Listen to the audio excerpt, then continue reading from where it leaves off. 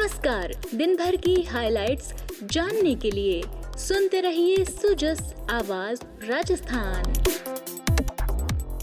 नमस्कार, आप सुन रहे हैं सुजस पॉडकास्ट। मैं हूं आपके साथ अश्विनी। सबसे पहले एक नजर आज की सुर्खियों पर। मुख्यमंत्री ने लिया 5वां संकल्प। राइजिंग राजस्थान समिट के तहत प्लास्टिक का उपयोग कम कर राजस्थान की धरा को बनाएंगे प्लास्टिक मुक्त। मुख्यमंत्री ने ली खान व भू विज्ञान विभाग के अधिकारियों के साथ समीक्षा बैठक। अवैध खनन गतिविधियों पर प्रभावी नियंत्रण स्थापित करने के दिए निर्देश। मुख्यमंत्री की राज्यपाल से शिष्टाचार भेंट। प्रदेश के विकास से जुड़े विभिन्न मुद्दों पर की विस्तार से चर्चा। और अब खबरें विस्तार से। मुख्यमंत्री श्री भजनलाल शर्मा ने rising Rajasthan global investment summit को सफल बनाने के लिए 10 दिनों तक प्रत्येक दिन एक नया संकल्प लेने की पहल की है। इसी कड़ी में मुख्यमंत्री ने आज 5वां संकल्प लेते हुए पर्यावरण संरक्षण का संदेश दिया। मुख्यमंत्री ने कहा कि राजस्थान की धरा को प्लास्टिक मुक्त बनाना हमारा संकल्प है। Rising Rajasthan global investment summit में प्लास्टिक का उपयोग कम से कम कर हम धरती को स्वच्छ भविष्य देने की मुहिम में अपनी प्रतिबद्धता निभाएंगे। मुख्यमंत्री श्री भजनलाल शर्मा ने आज मुख्यमंत्री कार्यालय में खान व भू विज्ञान विभाग के अधिकारियों के साथ समीक्षा बैठक ली। इस अवसर पर मुख्यमंत्री श्री शर्मा ने बैठक में उपस्थित अधिकारियों को खनन कार्यों से संबंधी आवश्यक दिशा निर्देश दिए। मुख्यमंत्री ने खनन कार्यों की निगरानी सुदृढ़ करने, पर्यावरण संरक्षण मानकों का कड़ाई से पालन सुनिश्चित करने और अवैध खनन गतिविधियों पर प्रभावी नियंत्रण स्थापित करने के लिए उचित दिशा निर्देश प्रदान किए। वहीं मुख्यमंत्री श्री भजनलाल शर्मा ने आज राजभवन पहुंचकर राज्यपाल श्री हरिभाऊ बागड़े से मुलाकात की। इस दौरान उन्होंने प्रदेश के विकास से जुड़े विभिन्न मुद्दों पर राज्यपाल से चर्चा की। राज्यपाल से श्री शर्मा की ये शिष्टाचार भेंट थी। और अब सुनिए कैसे प्रदेश सरकार की मल्टी डायमेंशनल नीतियां राजस्थान में लिख रही हैं विकास का नया अध्याय।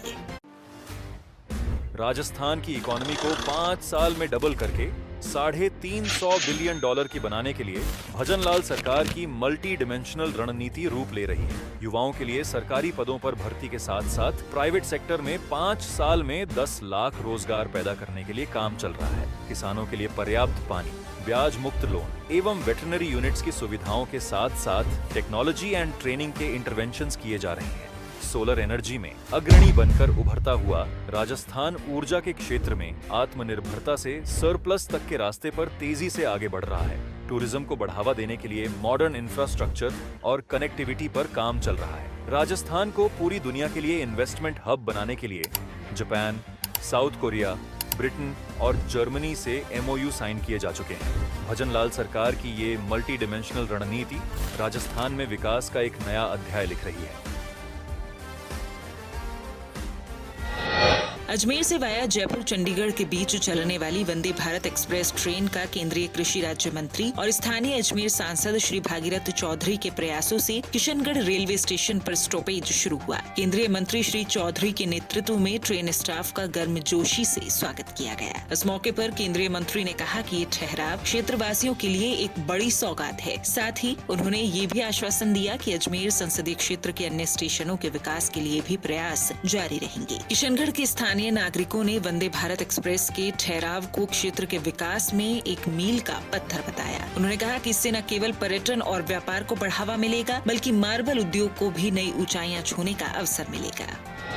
उधर Rajasthan state road development corporation की 127वीं बोर्ड बैठक का आयोजन रविवार को RSRDC मुख्यालय में उप मुख्यमंत्री दिया कुमारी की अध्यक्षता में किया गया। इस दौरान वित्तीय वर्ष 2023-24 की बैलेंस शीट और वित्तीय लेखा पारित किया गया। वर्ष 2023-24 में RSRDC का कुल टर्नओवर 3,448.46 करोड़ रुपए रहा और RSRDC को 122.19 करोड़ का लाभ हुआ। बोर्ड बैठक में उप मुख्यमंत्री ने कोटपुतली कुचामन रोड के चौड़ाईकरण और नवीनीकरण कार्य के लिए 170 करोड़ रुपए की स्वीकृति प्रदान की। उन्होंने इस काम को 18 माह में पूरा करने के निर्देश दिए। उप मुख्यमंत्री ने अधिकारियों को निर्देश दिए कि सड़क निर्माण के लिए FDR यानी फुल डेप्थ रिक्रिएशन तकनीक का इस्तेमाल करें। आपको बता दें कि इस तकनीक से पहले पुरानी सड़क को उखाड़ा जाता है और उसी सामग्री का इस्तेमाल कर नई सड़क बनाई जाती है। उप मुख्यमंत्री ने सड़क और निर्माण कार्यों में प्लास्टिक वेस्ट के इस्तेमाल करने और पर्यावरण को ध्यान में रखते हुए भविष्य में एनवायरमेंट फ्रेंडली तकनीक से ग्रीन कंस्ट्रक्शन द्वारा सड़क और भवन निर्माण के निर्देश दिए। उन्होंने कहा कि RSRDC को प्रोक्योरमेंट सेल डेवलप करनी चाहिए और अन्य राज्यों और अन्य विभागों के टेंडर्स में भाग लेना चाहिए ताकि RSRDC सरकार को बड़ा राजस्व प्रदान करने वाली एजेंसी बन सके। आप सुन रहे हैं सुजस आवाज राजस्थान।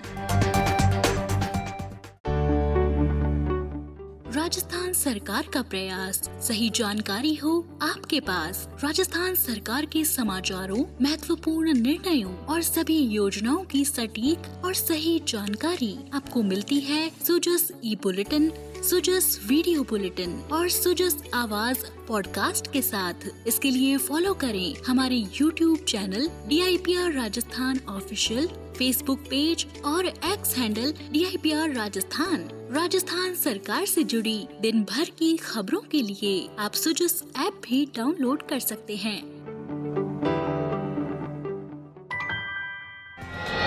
राज्य सरकार ने वित्तीय वर्ष 2024-25 की बजट घोषणा के अनुरूप आदेश जारी कर 24 प्रथम श्रेणी पशु चिकित्सालयों को बहुउद्देशीय पशु चिकित्सालय में क्रमोन्नत किए जाने की प्रशासनिक और वित्तीय स्वीकृति प्रदान कर दी है। पशुपालन एवं गौपालन मंत्री श्री जोराराम कुमावत ने बताया कि राज्य सरकार का लक्ष्य पशुपालकों का आर्थिक उन्नयन और पशुओं का कल्याण सुनिश्चित करना है। पशु चिकित्सा सेवा पशुओं के कल्याण की दिशा में एक महत्वपूर्ण कदम है। इसलिए राज्य सरकार प्रदेश में पशु चिकित्सा सेवाओं के विस्तार के लिए सतत प्रयासरत है। इसी के तहत बजट घोषणा की अनुपालना में महत्वपूर्ण निर्णय लेते हुए 24 प्रथम श्रेणी के पशु चिकित्सालयों के क्रमोन्नयन के आदेश जारी किए गए हैं। उन्होंने कहा कि प्रदेश में पशु चिकित्सा के ढांचे को सुदृढ़ करने में सरकार कोई कसर नहीं छोड़ेगी। श्री कुमावत ने बताया कि इन बहुउद्देशीय पशु चिकित्सालयों में शल्य चिकित्सा, गायनेकोलॉजी और मेडिसिन के विशेषज्ञ चिकित्सक एक ही छत के नीचे पशुपालकों को उपलब्ध हो सकेंगे। साथ ही विभिन्न प्रकार की जाँच जैसे एक्सरे, सोनोग्राफी, अन्य जांच सुविधाएं और शल्य क्रिया जैसी सुविधाएं भी इन चिकित्सालयों पर मिलेंगी। इससे पशुपालकों के समय और श्रम की बचत तो होगी ही, साथ ही आर्थिक रूप से भी उन्हें लाभ मिलेगा।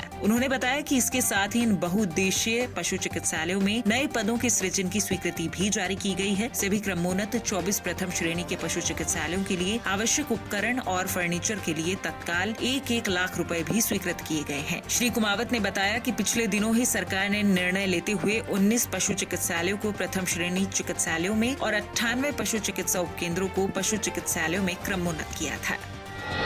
संसदीय कार्य, विधि एवं विधिक कार्य मंत्री श्री जोगाराम पटेल ने रविवार को सालावास उप जिला अस्पताल में 42 लाख रुपए की लागत से नवनिर्मित डायलिसिस यूनिट का विधिवत शुभारंभ किया। श्री पटेल ने कहा कि प्रदेश और सरकार का लक्ष्य चिकित्सा और स्वास्थ्य क्षेत्र का आधुनिकीकरण और उन्नयन सुनिश्चित करना है। इसी दिशा में चिकित्सा एवं स्वास्थ्य क्षेत्र के सुदृढ़ीकरण के लिए इस वर्ष के बजट 27,660 करोड़ रुपए का बजट आवंटित किया गया है। उन्होंने कहा, बजट में प्रदेश की चिकित्सा सुविधाओं के उन्नयन के लिए मुख्यमंत्री आयुष्मान आरोग्य हेल्थ इंफ्रास्ट्रक्चर मिशन की घोषणा की गई है, जिसके तहत आगामी 3 वर्षों में 15,000 करोड़ रुपए के कार्य करवाए जाएंगे। श्री पटेल ने कहा कि प्रदेश के स्वास्थ्य ढांचे को मजबूत बनाने के लिए पर्याप्त संख्या में स्वास्थ्य केंद्र, सैटेलाइट और जिला अस्पताल बनाए गए हैं। साथ ही मार्च 2025 तक चिकित्सकों और पैरामेडिकल स्टाफ के पदों पर लगभग 52,000 कार्मिकों की नियुक्ति की प्रक्रिया पूरी की जाएगी।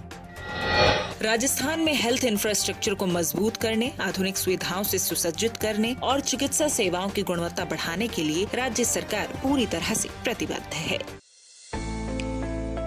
राजस्थान सरकार हेल्थ इंफ्रास्ट्रक्चर को सशक्त करने के लिए प्रतिबद्ध है। इस साल बजट का 8% से अधिक हिस्सा चिकित्सा और स्वास्थ्य क्षेत्र के लिए प्रावधानित किया गया है। मां योजना के तहत शिशुओं और छोटे बच्चों के इलाज के लिए नए पैकेज जोड़े जाएंगे।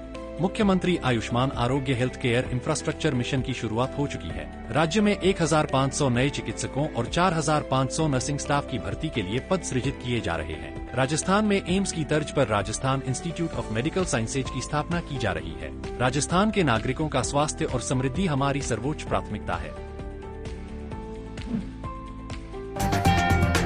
आप सुन रहे हैं सुजस आवाज राजस्थान। सुजस पॉडकास्ट में फिलहाल के लिए इतना ही। फिर होगी आपसे मुलाकात, तब तक के लिए नमस्कार।